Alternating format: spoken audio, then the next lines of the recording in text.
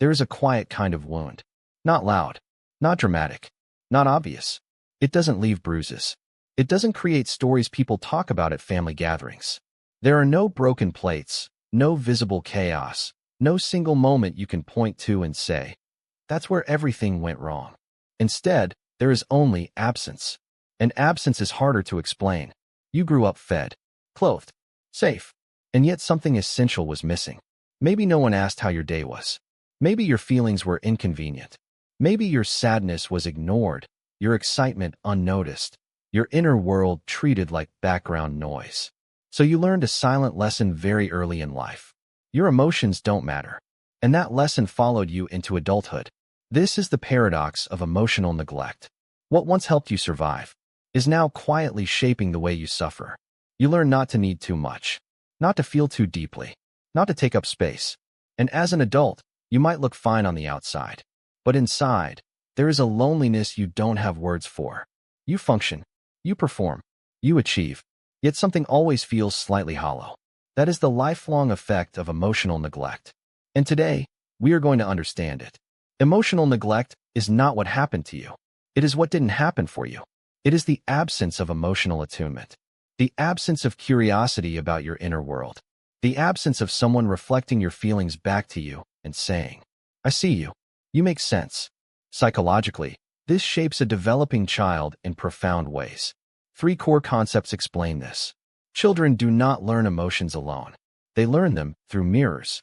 A parent who notices, names, and responds to a child's feelings teaches that child. Your inner world is real. Your emotions are valid. You are safe to feel.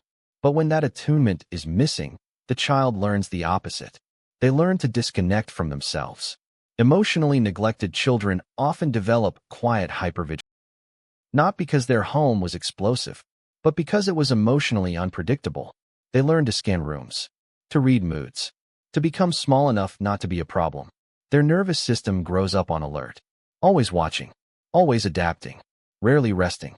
Without consistent emotional warmth, many children form an unspoken belief.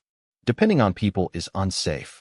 So they grow into adults who struggle to ask for help, struggle to express needs, struggle to trust emotional closeness.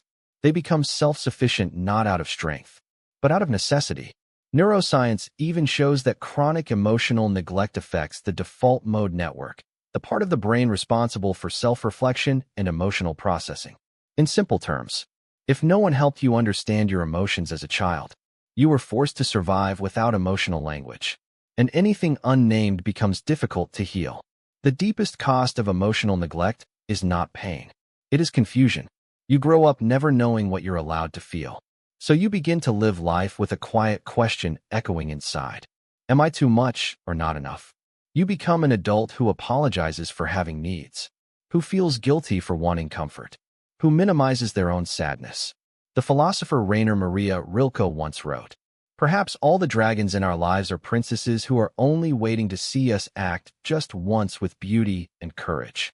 For emotionally neglected children, emotions feel like dragons. Anger feels dangerous. Sadness feels shameful. Joy feels risky. So instead of feeling fully, you learn to manage yourself, to control, to contain, to survive. Carl Jung spoke of the shadow self, the parts of us pushed away because they were not welcomed. Emotional neglect creates a massive shadow. Your vulnerability, your tenderness, your need to be held, all quietly exiled. And as the years pass, you may start to feel like a stranger to yourself, outwardly competent, inwardly disconnected, functional, but no, whole. Childhood emotional neglect does not stay in childhood. It grows up with you, and it shows itself in subtle, powerful ways. You might recognize yourself in these patterns. In relationships, you struggle to open up. You fear being needy. You choose emotionally unavailable people. You give far more than you receive. In self-worth, you rely on achievement to feel okay. You are harsh with yourself. You feel like love must be earned. In boundaries, you say yes when you mean no. You feel guilty for disappointing others. You prioritize everyone else's comfort. In emotions, you don't know what you feel half the time. You intellectualize instead of experiencing. You downplay your own pain. In daily life, you keep yourself busy to avoid stillness. You struggle to relax without guilt. You feel vaguely empty even on good days. In identity, you adapt to others so well. You barely know who you are. None of these are character flaws. They are coping mechanisms. They are the survival strategies of a child who learned to live without emotional shelter. And what was once necessary is now the very thing keeping you lonely.